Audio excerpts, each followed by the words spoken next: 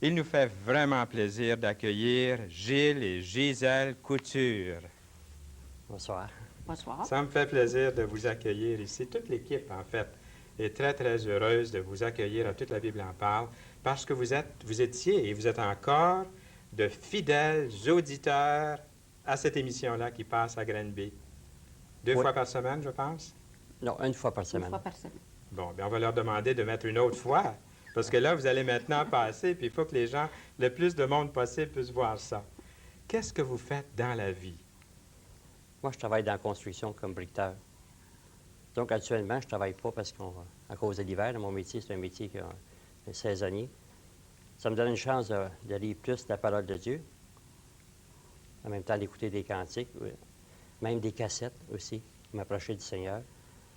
C'est pour ça que, à cause de mon métier, ça me donne une chance de connaître la parole de Dieu encore plus qu'avant. Là, je me rends compte, Gilles Couture, que pour vous, la parole de Dieu puis la vie chrétienne, c'est une question de tous les jours. Ah oui. C'est merveilleux. Puis, madame, Pour moi, je suis ménagère.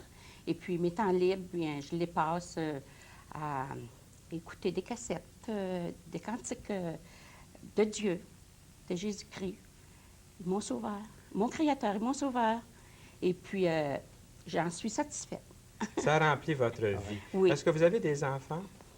Nous avons 2 enfants. Oui, Nous avons une fille de 25 ans, un Mhm. garçon de 18 ans. oui. Notre fille, même, elle a accepté le Seigneur au début du mois de mai. Amen.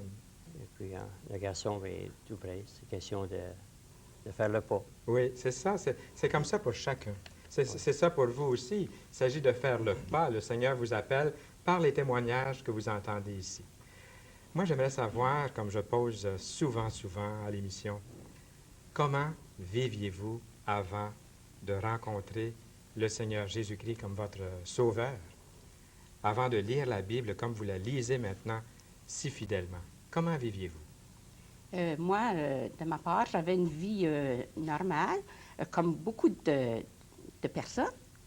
Et puis, comme mes parents m'ont éduquée dans la crainte de Dieu, j'allais souvent à l'église, le dimanche et sur semaine. Et je demandais au Seigneur de remplir ce qui manquait dans mon cœur, parce qu'il me manquait quelque chose de très important. Et c'était sa vie à lui, Jésus-Christ, mon Créateur et mon Sauveur. Et puis, Vous aviez une vie comme ça qui était quand même assez pieuse. pieuse, c'est ça? Oui. Et puis, Gilles, est-ce que c'était différent pour vous? Pour moi, la même chose. Donc, j'allais à la messe à tous les semaines, parce qu'on a toujours été un peu... on s'est toujours tenu proche de la parole de Dieu. Oui. Mais on ne comprenait pas qu'on comprenait, qu'on comprend aujourd'hui, parce qu'en acceptant le Seigneur dans notre cœur, on lit la Bible, c'est plus facile à comprendre le passage, parce que je crois que le Seigneur a enlevé le voile que j'avais devant mes yeux. Avant ça, je lisais, mais je ne comprenais pas.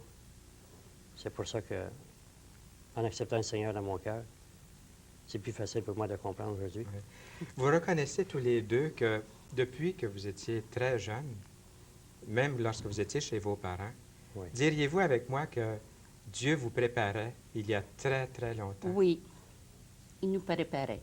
à ce que vous avez trouvé aujourd'hui? Je pense que toute votre vie a dû contribuer à vous faire trouver la parole de Dieu.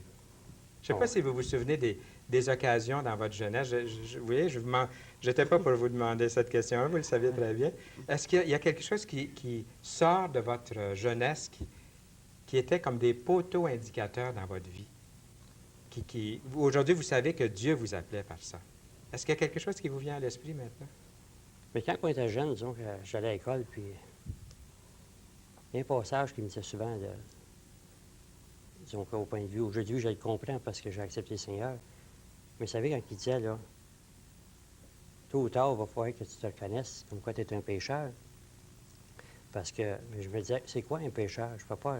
Je me disais, pourtant, on est jeune, on ne peut pas faire des péchés. Mais disons, on parle des passages que j'ai lus dans la Bible, puis il me disait que tôt ou tard, il faut que tu acceptes le Seigneur si tu veux être sauvé. Et puis c'est de même que lorsque j'ai lu le passage de la Bible, il y avait un passage qui disait, ce n'est pas vous qui m'avez choisi, mais moi je vous ai choisi Et je vous ai établi afin que vous alliez et que vous portiez du fruit et que votre fruit demeure, afin que ce que vous demanderez au Père en mon nom, il vous le donne. Mhm. C'est ce passage-là qui m'a touché plus. Oui. C'est- Maintenant, vous allez me dire, là, ce qui s'est passé quand vous regardiez l'émission Toute la Bible en parle. Comment ça s'est passé, là, ces affaires-là? Vous voulez Bien, me raconter ça? moi, je vais vous dire de ma part, là, ça faisait longtemps que j'étais prête à recevoir le Seigneur, mais il a été très patient avec moi parce que j'attendais mon mari, Gilles. Il a été patient avec vous parce que vous étiez patiente envers votre mari, je pense. Ah, peut-être. Oui. Ouais, parce que, disons, c'est le soir que j'ai accepté le Seigneur dans mon cœur, c'est que je regardais le programme de télévision, toute la Bible en parle. Puis il y avait M. Samuel Grandjean Ah oui. qui était venu pour faire l'émission avec des maquettes. Il y avait 3 maquettes puis 3 clés. Puis moi, ça m'a touché parce que quand j'ai vu les maquettes puis les clés, il expliquait comment on pouvait faire entrer Jésus dans notre cœur. J'ai commencé à regarder ça. La première clé, quand il a ouvert la première maquette, on a vu que c'était un petit enfant. Il disait que c'était le souffle de vie. La deuxième clé était noire. Puis lorsqu'il a ouvert la maquette avec, il a ouvert la porte, on a vu qu'il y avait un serpent avec un fruit dans la bouche. Il disait que ça représentait le mal quand il est venu dans le monde. Puis la troisième clé, lorsqu'il a ouvert la maquette avec, on a vu qu'il y avait un cœur, mais la clé était dans le cœur. Moi, ça m'a touché parce que je disais, la clé est dans le cœur. Puis il disait à M. Samuel Grandjean, si tu veux que Jésus vienne dans ton cœur, mais rouvre-y ton cœur avec la clé. C'est toi qui l'as, la clé. Rouvre-y ton cœur. Ce soir-là, disons qu'on voyait souvent les numéros de téléphone qui passaient au bas de l'écran. J'ai appelé pour avoir la documentation des petits livres de Jean, le soir qu'il donnait. Lorsque j'ai appelé, il y a un type qui m'a répondu. Il m'a dit, as-tu des questions à poser? Je dis non, j'ai pas de questions à poser. J'ai dit, c'est juste parce que je veux avoir l'évangile de Jean. Parce que moi, je dis, ça m'a touché. Parce qu'ils me disent comment on peut faire entrer Jésus dans notre cœur. J'ai dit, Jésus, je veux qu'il vienne dans mon cœur. Mais il disait souvent, faut que tu rouvres ton cœur. Mais je ne savais pas comment ouvrir mon cœur. Mais j'ai dit, mais on va l'ouvrir. Là, il est venu me porter un Nouveau Testament le lendemain. Bon, maintenant, là, j'aimerais ça savoir ce qui s'est passé quand Madame est arrivée à la maison. Quand je suis arrivée à la maison, comme qu'il était tard, j'ai été faire ma toilette.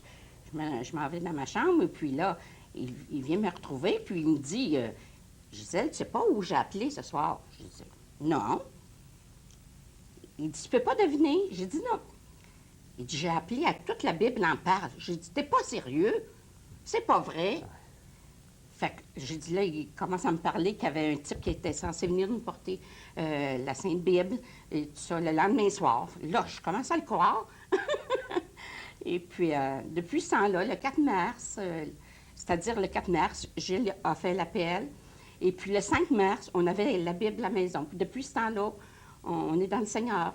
Et c'était en quelle année, ça? 86. En 86. Oui. Et depuis ce jour-là, quelquefois, nous mettons à la poste la documentation, mais dans certaines places, on fait même une livraison spéciale si vous le désirez. Oui. C'est merveilleux, ça. Et puis, le Seigneur a pris soin de vous depuis ce jour. Vous êtes nourris de la parole de Dieu. Oui. Quelles furent les transformations? Puisque vous étiez déjà pieux, puis vous alliez à l'Église, le Seigneur vous avait préparé depuis longtemps à recevoir sa parole. Est-ce qu'il y a eu des transformations? On peut parler de changement dans votre cas? Oui, le plus gros changement dans mon cas, le fait que je travaillais sur la construction, bien, assez souvent, on va parler un peu rough, comme on dit, on parle québécois. Mais dans l'espace de 15 jours, ils m'ont enlevé le goût de... On ne peut pas dire que c'est un goût, ils m'ont enlevé la façon de pouvoir sacrer. J'ai pas du tout le sacrer complètement. Parce que vous aviez ce tour-là de... Ah, j'étais facile à parler de patience Oui. et puis à sacrer On souvent. dirait pas ça à vous voir. Ouais, les apparences sont trompeuses des fois. Oui. Non, j'étais facile à partir parce qu'à cause de mon métier, je travaillais à mon compte comme briqueteur. Et puis, assez souvent, facile à partir pour point de vue, perdre la patience. Et puis, le Seigneur m'a enlevé ça complètement. Et puis, il me donne beaucoup de patience aujourd'hui parce qu'en lisant sa parole, on y demande toutes les choses que nous demandons, il nous les donne en autant qu'on soit sincère avec lui. Puis, madame, est-ce que vous pouvez parler de transformation dans votre vie? Certainement, je peux en Oui. parler. Parce que il a fait la paix dans mon cœur. Surtout, j'avais une grande espace, c'est-à-dire, dans mon cœur. Et puis, là, le Seigneur, il est après remplir ce vide-là. Il y avait un grand vide en vous. Oui, dans mon cœur. La paix aussi. J'avais de la difficulté à avoir la paix avec moi-même, envers les autres aussi. Et puis, il m'a donné aussi, la paix de l'esprit et de l'âme. Mhm. Et puis, j'en suis bénie par sa parole. Vous avez tout écrit ça là, bien comme il faut. Hein? Oui, Vous êtes bien préparé là, à dire ce que le Seigneur car a il fait. fait en moi beaucoup de merveilles. Oui. Je connais quelqu'un qui écrit des choses à Dieu, qui écrit des lettres au Seigneur. Et c'est une bonne façon de garder concrètement ce qu'on a reçu. Ma Bible est remplie, moi aussi, de choses là, que j'ai écrites en haut, que j'ai soulignées. Et j'imagine que vous avez commencé à faire la même chose. Mon Oui. mari, mais pas moi. Non? Est-ce qu'il y a des choses que vous aimeriez partager, un verset, quelque chose que vous aimeriez, un trésor de la Bible que vous avez trouvé, que vous aimeriez partager? Oui, avec nous? disons dans l'Évangile de Matthieu, dans le chapitre 19, le verset 14, parce que Jésus dit, « Laissez les petits-enfants et ne les empêchez pas de venir à moi, car le royaume des cieux est pour ceux qui leur ressemblent. » C'est un peu comme ça quand j'ai accepté le Seigneur dans mon cœur, par un programme pour les petits-enfants. Bien, oui. Le Seigneur dit, si vous n'êtes pas comme des petits-enfants, vous ne rentrez pas dans le royaume des cieux. Puis c'est assez facile à comprendre. Il s'agit d'être comme des enfants, parce qu'un enfant, c'est humble. Ça accepte tout, et puis ça n'a pas de malice. Puis ça peut tenir aussi longtemps que lorsqu'un adulte accepte le Seigneur. Ah oui. Savez-vous quel âge j'avais lorsque j'ai invité Jésus-Christ d'une manière personnelle dans ma vie? J'avais 11 ans. Et ça fait de ça 40 ans. Là, vous êtes en train de calculer, là, madame? C'est hein? beau. Moi, je trouve ça beau parce que j'aurais aimé, moi aussi, étant enfant, Oui. mais 52 ans, mais je me dis, mais c'est parce qu'il est venu me chercher à son temps et non à mon temps. Et comme on disait tout à l'heure, il y a toute une préparation. Et il y a une petite madame qui m'a appelé cette semaine. 76 ans. Elle va se reconnaître si elle regarde l'émission. Ouais. Et elle a dit qu'elle aimait beaucoup l'émission. Elle n'a jamais appelé pourtant. Je ne sais pas qu'est-ce qu'elle attend pour appeler. Vous pourriez appeler. Et tant d'autres comme elle pourraient appeler, comme vous avez Oui. fait un jour. Et vous avez rencontré des gens sympathiques, des gens qui ont répondu à vos questions et qui vous ont aidé, qui vous ont donné le goût de la parole. Savez-vous où est-ce que je vais être dimanche soir prochain? Chez nous, Oui! Je vais être à Granby. Et j'ai bien hâte parce que j'aime toujours... je vois quelqu'un là-bas, un chanteur là, qui fait comme ça. J'aime beaucoup rencontrer les gens de Granby. C'est une assemblée qui est jeune. Ouais. Et je suis toujours émerveillé de voir que Dieu... Vous avez mon âge à peu près, on est à peu près du même âge, mais dans l'assemblée, il y en a qui sont très jeunes. Oui. Moi, je pense que jeune, ça commence aujourd'hui à 45 ans jusqu'à 0. Quand on est rendu à 52, on peut parler des jeunes comme ça. Mais c'est vraiment encourageant de voir que peu importe l'âge que vous avez, Dieu vous aime comme il a démontré son amour envers Gilles et Gisèle Couture qui nous ont donné ce beau témoignage. Tellement simplement, mais c'est la vie. Nous aurons le mot de la fin très rapidement à la fin de l'émission. Ne quittez pas, nous revenons ensemble dans quelques instants.